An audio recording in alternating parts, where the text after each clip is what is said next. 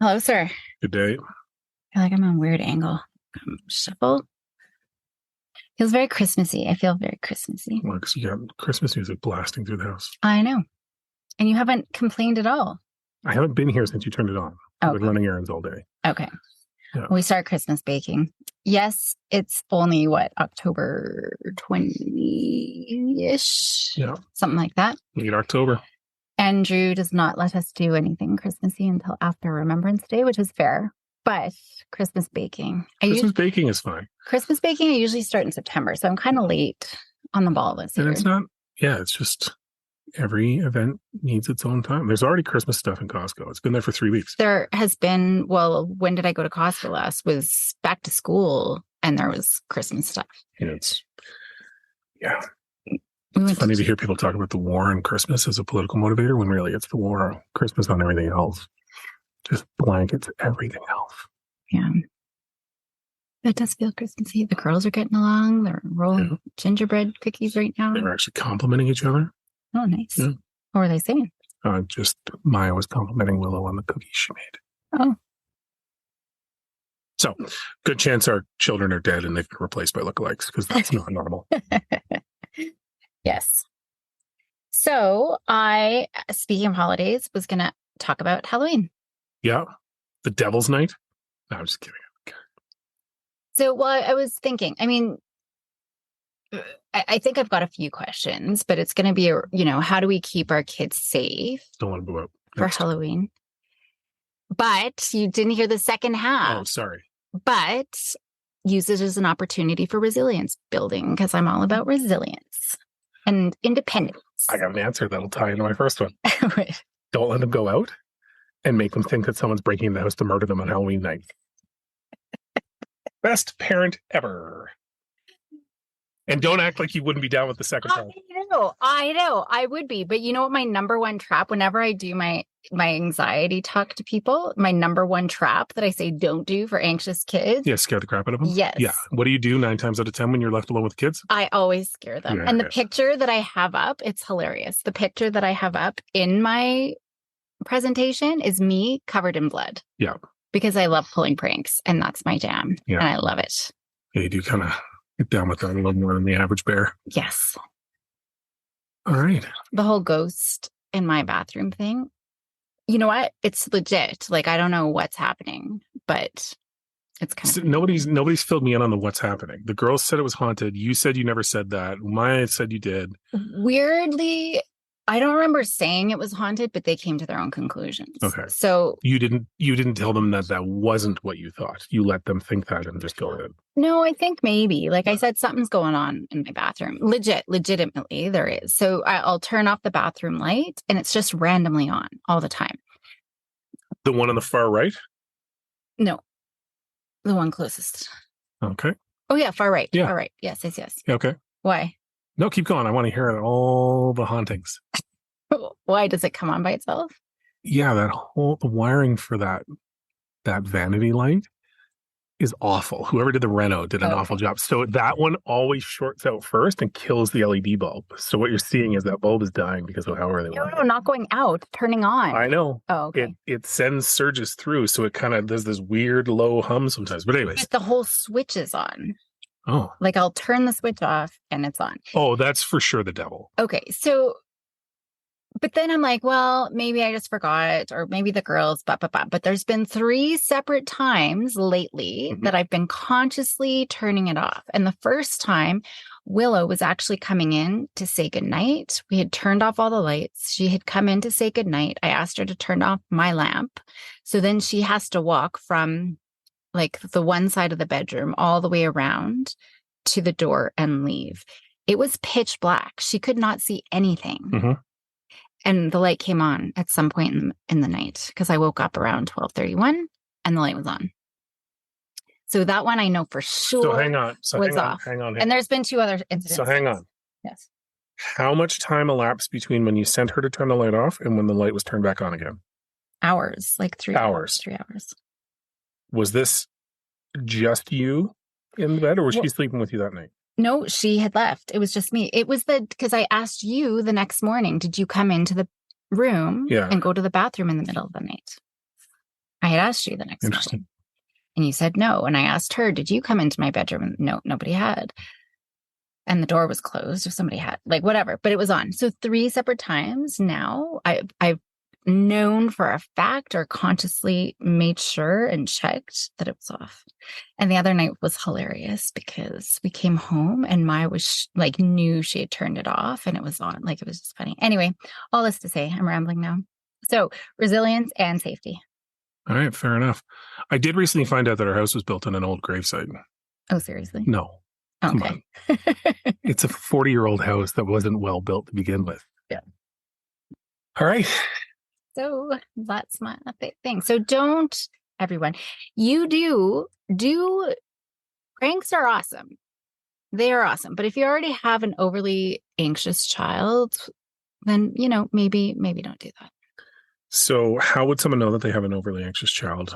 And how would they restrain themselves from actually That's the exploiting problem it? with the world today is that I think all children all of a sudden are anxious because we're just having this conversation. And this is like, I'm developing a whole resilience program that I want to have worldwide because our kids are crippled. And we were just having this conversation the other day that one of my colleagues, her husband or some friends or something, they had just hired a bunch of new people, 20s, 30-year-olds. And every single one of the new hires within 3 months have gone on stress leave due to anxiety because they can't handle the stress of the new job. Yeah. And it's not even that stressful of a job. So, and we're seeing this over and over and over again, right? And so we're doing something wrong parenting wise, right? Well, and it's all the coddling and the, yes. Well, it's attachment. It's these buzzwords. And I'm an attachment parent. I truly am. I'm all for attachment. I'm an attachment parent. I've done all the things. But attachment parent isn't a crippling parent, right? An attachment-based parent doesn't hinder brain development. They still allow their children. It's like when your babies are learning to walk. You give them that space to learn to walk. You're not freaking out, following behind them, worry that they're going to, fall down. You stand across the room so that they could stand up and walk to you, right? Yeah. And we've crippled them. Yeah, and we see it, these minor little things all the time, right? Like the amount of times that we've commented with our oldest in her sports that the parents take over and the parents plan everything and the parents are the ones that are standing up and telling the girls what they can and can't do and going to the coaches with issues. And not that we're, better or worse, but we don't, right? You got a problem, you figure it out. You need us after you've tried and it hasn't worked out. Come find us. We got advice, we got support. We'll do whatever we can, but we see it all the time. And you've told me stories of parents reaching out for their university students. Yeah. Like that blows my mind. I wouldn't be able to delete that message or hang up that phone fast enough if I was you. But it's out there, right? And these parents rationalize it because they feel that they need to ensure that their kids' mental health is taken care of. They need to make sure that nothing ever, and that's simply not the case, right? Abusive situations and I use abuse even in an everyday sense, right? Like if you're with someone that's a dick and they're pushing it too far, yeah, step in and help. But difficult days are necessary. Yeah. Difficult situations are necessary, right? Or else kids get overwhelmed by basic stuff. Well, and if they're not feeling disappointment or stressor or, somebody doesn't like the quality of their work that they do. Like I have parents coming in, you can't tell my kid this or that or whatever, you're hurting their self-esteem, but they're not ever going to have a self-esteem in the first place. They cannot be 25 the first time they hear corrective feedback or something that they don't like. You see that in your graduate students, that you can tell it's the first time they've been told no. Yeah. Right. And it boggles my mind. An A when they get, a 70 something on the paper. I'm like, fantastic. I want you to get an A. Yeah. Here's the steps you need to take. Show me the A. Yeah. You don't just get it just because you're, anyways, I could go on, but That's the problem. We are robbing our kids, right, of these opportunities. So if they break up, I mean, that's just the easy example. If you're high school, well, I don't know what age they're dating. Some of them are really young, but like, let's say the first heartbreak, parents want to swoop in and make them feel better. And you're still so young and there's a million other fish in the sea. Don't do that. They need to sit through that. They need to sit with those emotions, be there. We're supportive. We are there. We're giving them space. We're empathetic, we're validating all of those things, but we're not trying to take the pain away and we're not trying to minimize it. That's what we're doing essentially is minimizing. It's not a big deal. It is a big deal. Yeah. Yeah. But sometimes we just have to sit with that. We need sadness. We absolutely need to have sadness. And if we keep taking the sadness away from our kids, they're never going to learn to cope with it and what they need. So they need to have sadness so that they withdraw. They have to withdraw so that they can go and process the emotions and process the situation. Parents get too worried. They're withdrawing. Oh my goodness, right? And then they get in their kid's face. Your kids need that space. When they have that time to process, the other thing that we need sadness for is connection and support, but they need that space to regulate and to process things first, right? We need to have that. Yeah.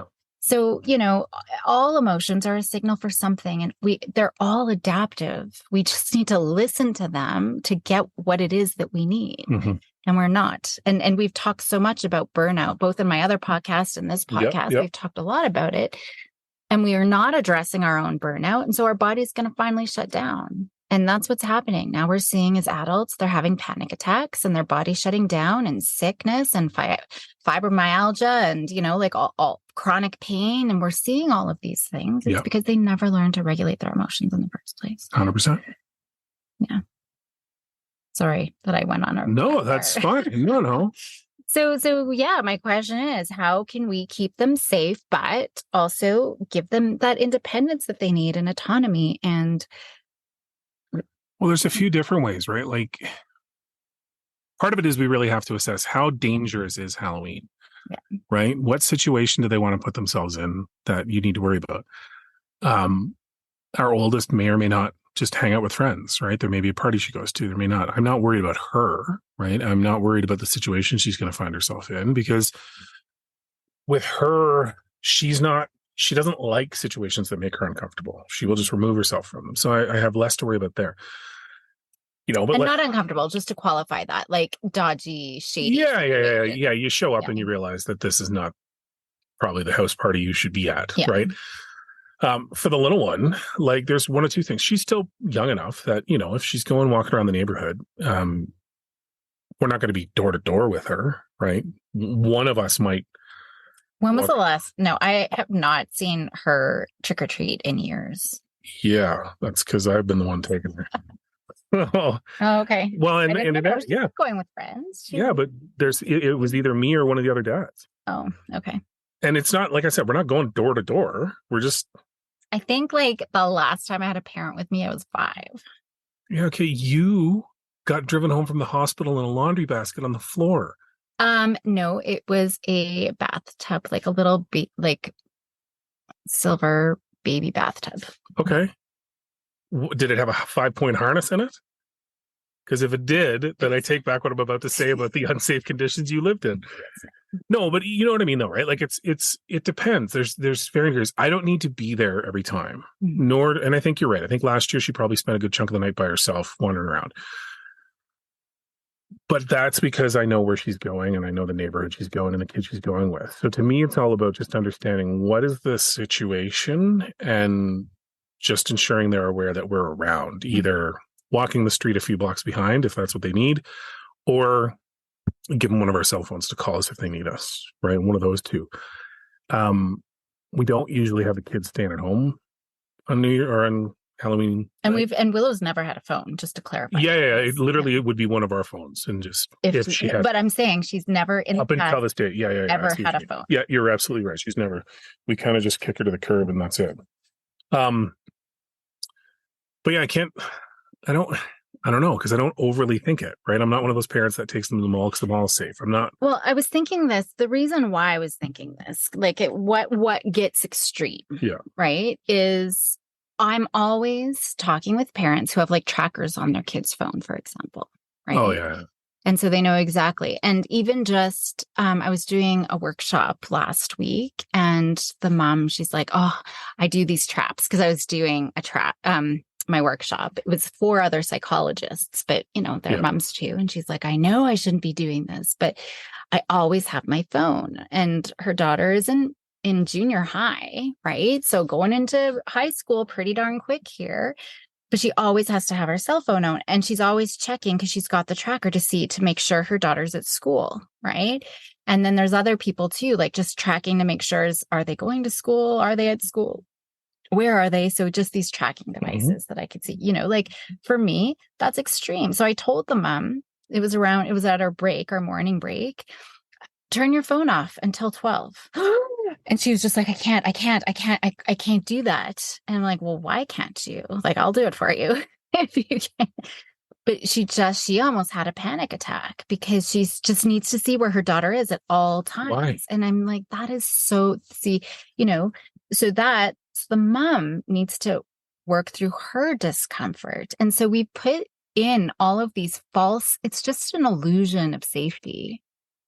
That. Well, just like it's an illusion of danger for most of the lives of the kids. Yeah, Right? exactly. There is no person hiding around the corner ready to kidnap them. No. Could it happen? Absolutely. Is it likely to happen where we live? Pretty slim. Well, and that's just it. So looking at if you're in a place where there are gun wars and murders well, first of all, your kids are probably way more resilient than ours anyways, if you are living in those. And the chances of everybody getting set up for Halloween in the middle of a war zone is kind of slim too. Yeah. Right. Yeah. And that's what I meant by assess the situation, right? We don't, I might not be the right person to answer this because I don't know that we live in a particularly dangerous situation. So for me, it really comes down to, have the kids found someone that they can hang out with that night so they're happy? And do I need to drive them and drop them off, or is the other kid coming to our place? Yeah. That's literally the logistics of us. So beyond that, we don't check candy, right? There's some candies we tell them not to bother with. I was going to get to the candy piece right? in a minute. Because, like when we were growing up, there was always the myths about razor blades and apples and poison popcorn balls. And I don't think any of that was ever really legitimate. And no one's ever going to give your kid drugs at Halloween, because what self-respecting person would give away drugs for free? It just isn't the case. You know what I mean? Like there's all these stories. But I think you hit the nail on the head already. It's not about the kids. It's about the parents, right? And the parents panicking, and the parents, and maybe that's what the question should be is, what is it about our generation or the generation around us that has younger kids that makes us so paranoid and scared of the world? What was it about how we were raised, right? As we've joked around as being the last feral children, did that fundamentally ruin us and give us the inability to actually see the world for what it is? Or why are some people so scared of it?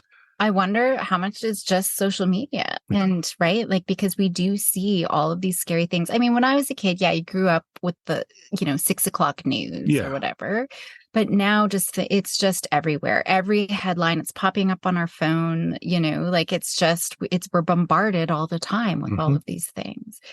So I think there's that piece. I think there is so much more, with parenting. Every parent, like we're just, it's shoved down our throat, even from the minute we're pregnant. Eat this, don't eat this, do this, don't eat this. You don't have enough of this, your kid's going to grow up with 10 arms. What? Exactly. Yeah. Exactly. And I think we've just been bombarded so much with it. And we're so scared of, messing up our kids. And it's just this information overload and everything else. It's funny because a few weeks ago, I went out of town, as you know, on a bit of a golf weekend with some buddies. And every time we'd either wake up or we get back to the condo, the TV would go on and it would go to CNN and it would be on for the rest of the day. And I'm not used to that, right? Like if anything's on in the background, it's music, or we're downstairs watching a movie. And I didn't know how to handle it. Like it in a way, it was really abrasive to me. Like, I'm like, okay, like I get it. It's on, it's whatever. And I asked them, like, why do you need to, I like to be informed. I said, okay, but you're watching news from a different country about stuff that has nothing to do with us. So why is that important? Like, why wouldn't you turn it to at least CBC, the Canadian news station? Well, no, I like this guy because they this and they. I'm like, again, but so what? Like, why do you need to hear about this? Mm. What does this do for your day? And both guys that I was with is like, no, I like this newscaster and I'll switch to this news show so I can see this person. And I'm like, okay, all right, cool. Like, that's great. But you're investing a lot of time and energy in something that is 90% irrelevant to your day, Mm. really. Right. And it just, it was just a reminder again. And I've talked about it before. I grew up with TV going constantly, Yeah. constantly. Right. It was always on, always a show, always something. And now it really aggravates me. And me going away, like I don't even scan headlines as much as I used to, right? I keep somewhat of a sense of what's going on, but usually it's an offshoot of my actual interests, right? If I'm checking on hockey scores or F1 and something pops up, girl, okay, I'll read it. But I know it's aggravating to one of my friends because he's a huge news guy and he'll just send text with no context, assuming I understand what he's talking about. And 100% of the time I don't. I'm like, dude, what are you going on about? But to your point, because I'm rambling now, I think to your point, that's exactly it. It's this, we've been conditioned, we as a collective have been conditioned to always feel like we have to be in the know, always feel like we have to be quote unquote connected to our friends online, and always feel like we have to be pursuing this goal of perfection or success or whatever it ends up being, which is reinforced by all these other channels. And none of it is true. None of it is real. None of what's going on around the world really affects me that greatly. Mm-hmm. No, and I had a similar conversation with a friend this weekend where he was the same. He's like, I don't watch the news anymore. I'm like, I haven't watched the news in years. Right. But it's amazing to me. So back to my original question, I guess, I wonder if we're seeing this parental group that we are a part of struggling so much because it's weird. Although we are the first feral generation, or the last feral generation, as soon as we kind of started coming of age, it was around the time of 24-hour news, right? We've lived through the creation of all of this inundation of information and the social media and cell phones and all the stuff that our parents didn't have. And our kids now can't even relate to the first instances that we saw of these things, right? Mm-hmm. And yeah, I think it just reinforces what you're saying. It's just too much. And the social comparisons and information, like I said, around like attachment has become such a big thing, and we're traumatizing our children. We can't let them, as babies, cry it out. Every little thing is, oh my gosh, we're going to traumatize them. And so that's another buzzword that's come out, that all of our children are traumatized. Well, here's the thing.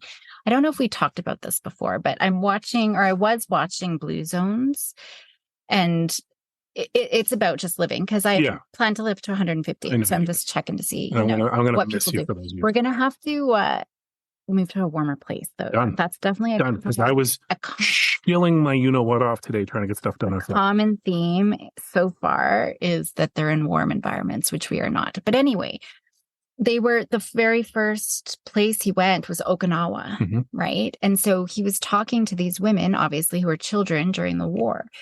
And they were told to commit suicide when the war had ended. Or I guess sorry, I shouldn't have said that. That was not PC of me, but they were given grenades. So they said, because they could hear the American army coming, and they literally were put live grenades into these children's hands. And they said, just let go. All you need to do is let go as soon as you see an American soldier. So these children are sitting there crying by themselves with grenades ready to kill themselves. And so, in talking about this, like, how traumatizing is that? Yeah.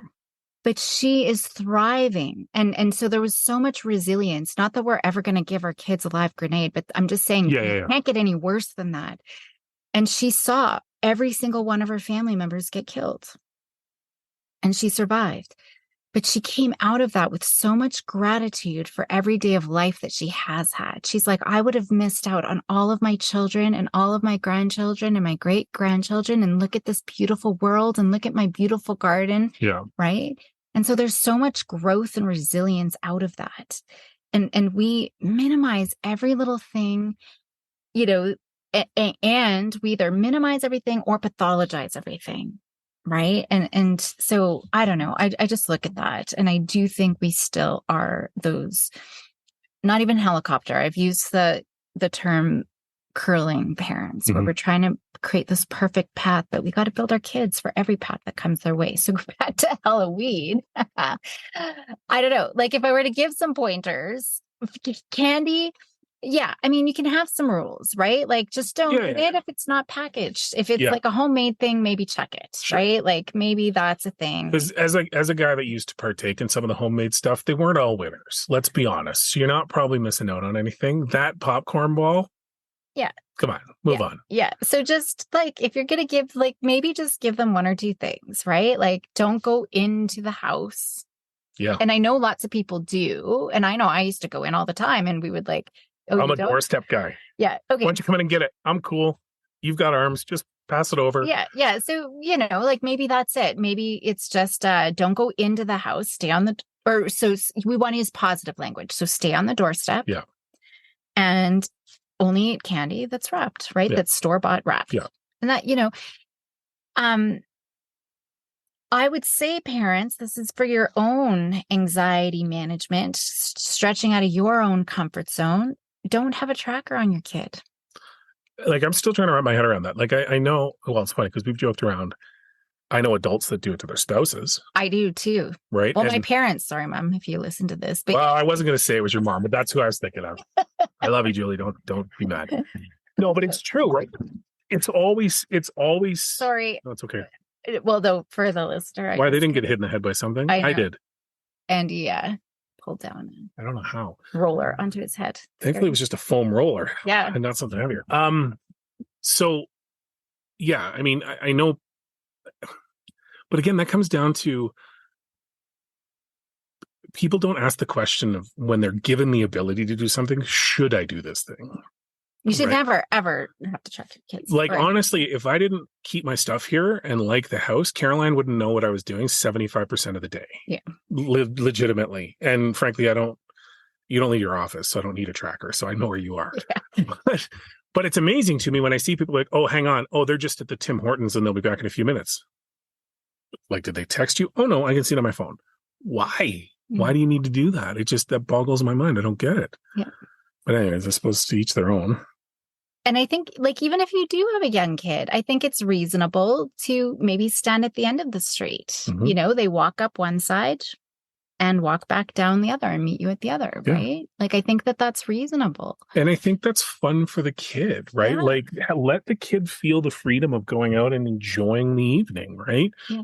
But you still, like, one thing we're lucky about in our neighborhood. Younger, I'm saying, like, still in school, like kindergarten at the very youngest, grade 1. If they're littler, obviously you're still going to. If your kid is young enough that they'll get lost in your house, don't let them wander around Halloween on their own. There's your rule, right? Once they've got a sense of direction somewhat, then give them some pointers and hang back.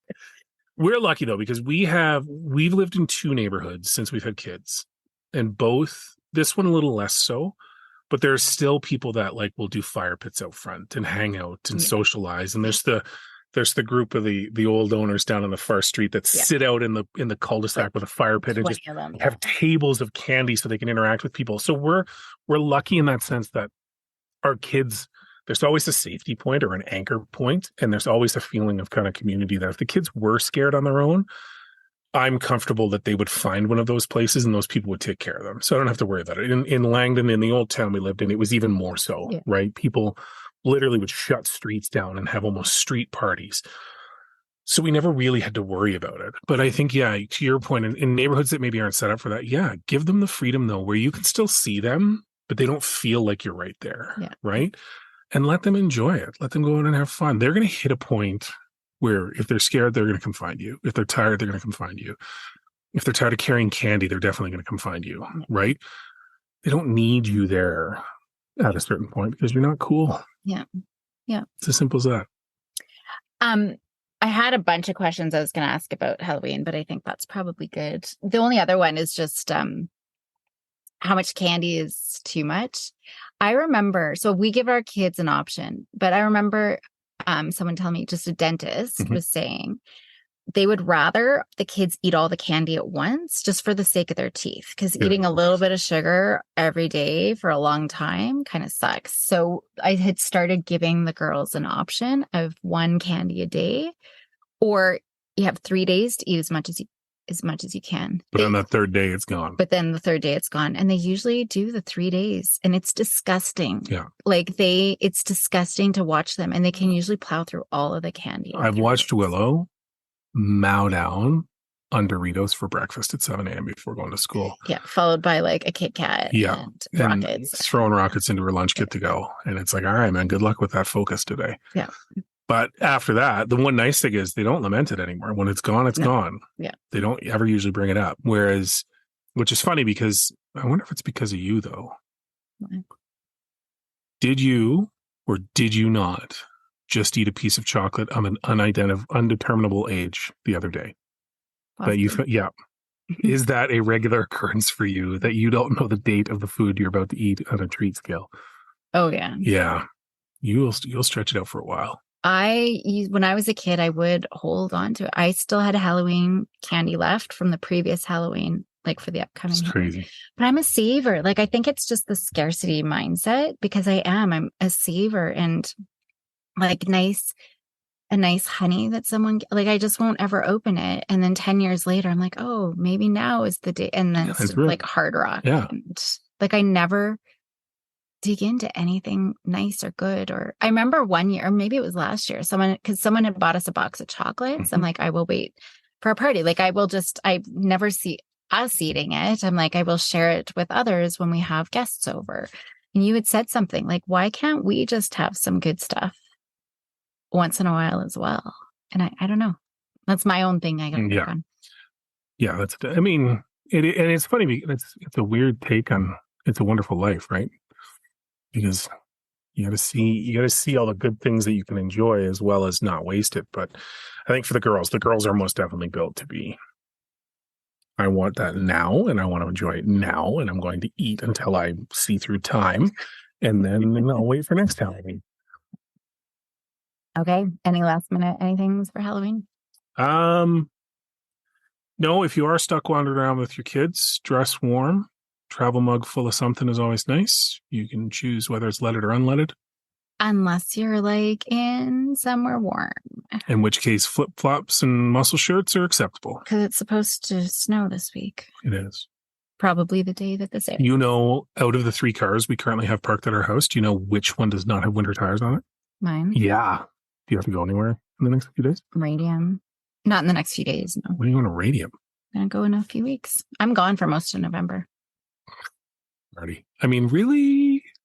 I'm kidding. All right. Good day. Good day.